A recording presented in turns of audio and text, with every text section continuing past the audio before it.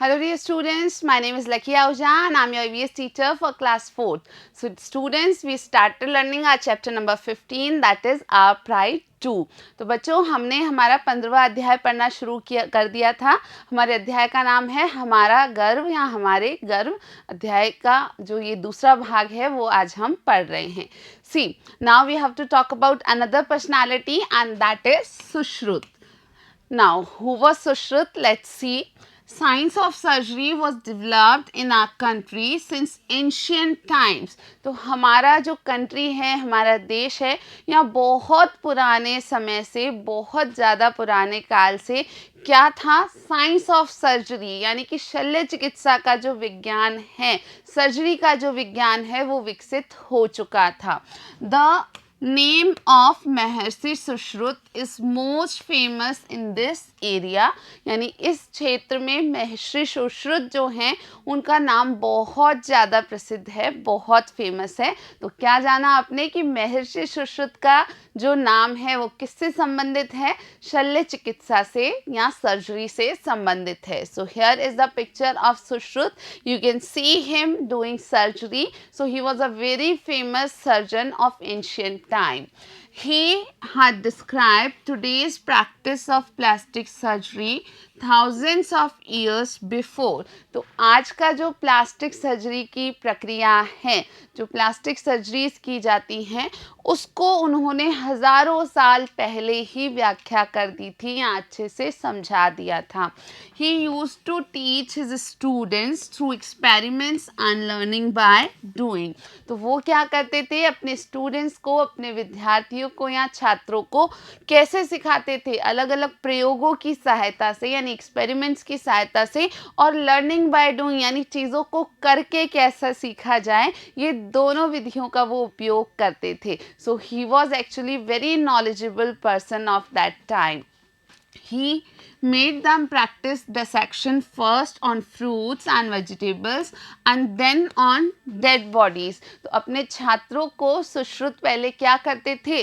Dissection सिखाने के लिए यानी किसी शरीर का विच्छेदन सिखाने के लिए पहले वो फलों और सब्जियों पर विच्छेदन करना सिखाते थे और फिर डेड बॉडीज़ यानी जो मृत शरीर हैं उनका विच्छेदन करना सिखाते थे. So you have to link this thing that dissection is necessary to learn the process of surgery. शल्य चिकित्सा को सीखने के लिए शरीर की चीरफाड़ या उसका विच्छेदन करना आना ज़रूरी होता है, और ये सिखाने के लिए ही सुश्रुत पहले अपने छात्रों को फलों और सब्जियों का विच्छेदन करना सिखाते थे और उसके बाद में मृत शरीरों पर.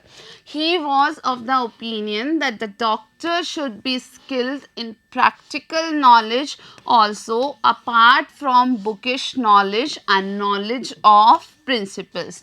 सुश्रुत का ये मानना था कि एक डॉक्टर को, एक चिकित्सक को प्रैक्टिकल नॉलेज होनी चाहिए यानी चीज़ों को वास्तव में कैसे किया जाए ये उन्हें पता होना चाहिए. सिर्फ जो किताबी ज्ञान है, किताबों का ज्ञान काफ़ी नहीं है, ये सुश्रुत का मानना था.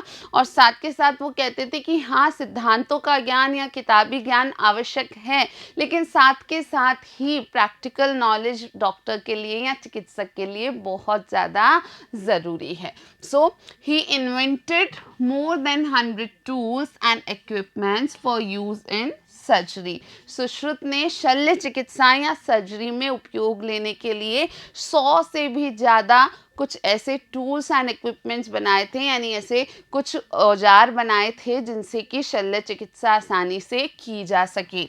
Many of these tools are being used today also. जो उन्होंने औजार बनाए थे शल्य चिकित्सा के लिए, उनमें से कई औजार या यंत्रों का आज भी शल्य चिकित्सा में उपयोग किया जाता है. Now after Sushrut we are going to talk about Rani Durgavati. So she was a very brave woman. Rani Durgavati की हम बात करें, बहुत ही बहादुर महिला थी. Let's talk about her story. There have been many brave women in India. हमारे देश भारत में कई बहादुर स्त्रियां हुई हैं अब तक, और उन्हीं में से एक थी Rani Durgavati. So one of them was Durgavati, the daughter of Kalinjar king Maharaja Kirti Singh. तो उन जो हमारी बहुत ही बहादुर महिलाएं हैं, उनमें से एक बहादुर महिला हुई रानी दुर्गावती, जो कि कलिंजर के जो राजा थे उनकी बेटी थी, और उन राजा का नाम क्या था? महाराजा कीर्ति सिंह था. सो here is the picture of Rani Durgavati. Child Durgavati, since childhood, was skilled in horse riding, sword fighting and swimming. जो रानी दुर्गावती थी वो बचपन से ही बहुत सारे कौशलों में प्रशिक्षित थी. वो घुड़सवारी किया करती थी, वो तलवारबाजी किया करती थी, और साथ ही साथ तैरने में भी बहुत निपुण थी. Her aim in archery, tilting and gun never missed. Her practice of using swords with both hands was amazing. वास्तव में उनका तीरंदाजी का या बंदूक का जो निशाना हुआ करता था वो अचूक था, वो कभी भी चूकता नहीं था. और उसके अलावा जो तलवार होती है, उस तलवार को दोनों हाथ से उपयोग में लेने की उनकी जो कला थी वो अद्भुत थी, वो आश्चर्यचकित करने वाली थी. So you can just assume how brave she was. तो बच्चों आप सोच सकते हैं कि कितनी बहादुर महिला थी, इतने सारे कौशल में वो निपुण थी. Child Durga was a prime devotee of Lord Shiva. She became the queen of Gadha kingdom. Her husband was दलपति Shah. जो दुर्गावती थी वो बचपन से ही शिव की आराधना किया करती थी, और वो गढ़ा किंगडम की रानी बनी, या गढ़ा साम्राज्य की रानी बनी. कैसे बनी? तो उनके जो पति थे दलपति शाह, वो गढ़ा साम्राज्य से थे, तो उन्हीं की वो शादी के बाद रानी बनी. तो गढ़ा साम्राज्य को उन्होंने फिर संभाला. After the death of दलपति Shah, Asaf Khan, as a representative of Akbar, invaded Garha fort and surrounded it.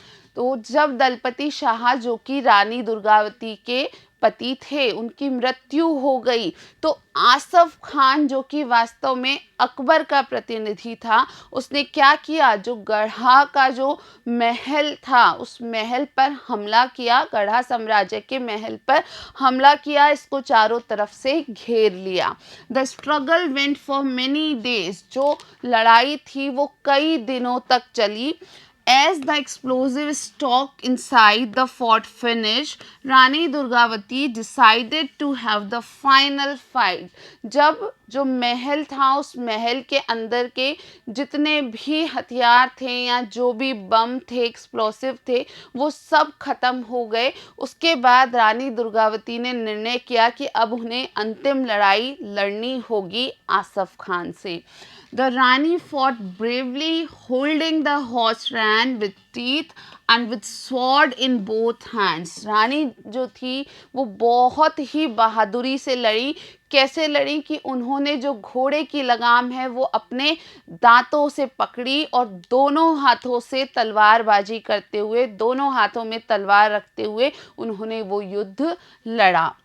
She kept cutting Mughal soldiers like carrot and radish, and in the end, finding herself in worse circumstances, killed her own self with a dagger and became a martyr. तो बच्चों यहाँ देख रहे हैं आप बहादुरी रानी दुर्गावती की. तो रानी दुर्गावती जब दोनों हाथ में तलवार लिए लड़ रही थी, तो मुगल सेना के जो भी सैनिक थे, जो भी लोग थे, उन्हें बुरी तरीके से वो काटती जा रही थी. बिल्कुल गाजर मूली की तरह उन्होंने उन सैनिकों को काटा, और अंत में जब वो बहुत बुरी तरीके से घिर गई थी, क्योंकि मुगल सेना बहुत बड़ी थी और रानी के पास इतनी बड़ी सेना नहीं थी, जब अंत में उन्हें घेर लिया गया शत्रु सेना द्वारा, तो उन्होंने अपने आप को एक कटार से मार डाला और खुद शहीद हो गई. तो है ना बहुत ही ज़्यादा ब्रेव कहानी, एक ब्रेव महिला या एक बहुत ही बहादुर महिला की कहानी. तो रानी दुर्गावती भी हमारा गर्व है, आप याद रखेंगे. So now you have to do one activity related to this chapter. you have to collect pictures of heroic Indian women and paste them in notebook, and after collecting information about them write 4 or 5 lines on each of them. आपको क्या करना है, कुछ pictures, कुछ photo collect करनी है किनकी, heroic women की, जो हमारे भारत देश की बहुत ही ज़्यादा बहादुर महिलाएं हुई हैं, बिल्कुल उन्होंने हेरोइक वर्क किया है, ऐसी महिलाओं की आपको कुछ फ़ोटो लानी है या पिक्चर्स कलेक्ट करनी है through some newspaper, through some magazines, you can get them and you have to paste them in notebook. So ऐसी 3-4 महिलाओं की फ़ोटो आपको अपनी नोटबुक में लगानी है. Then you have to find some information about them, उनके बारे में आपको कुछ सूचनाएं एकत्रित करनी है और फिर उस पिक्चर के साइड में आपको 4-5 लाइन उन हर बहादुर महिला के बारे में लिखनी है. So dear students, this was all for today's part. We will be meeting in the next video with the next part of this chapter. Till then, thank you for watching.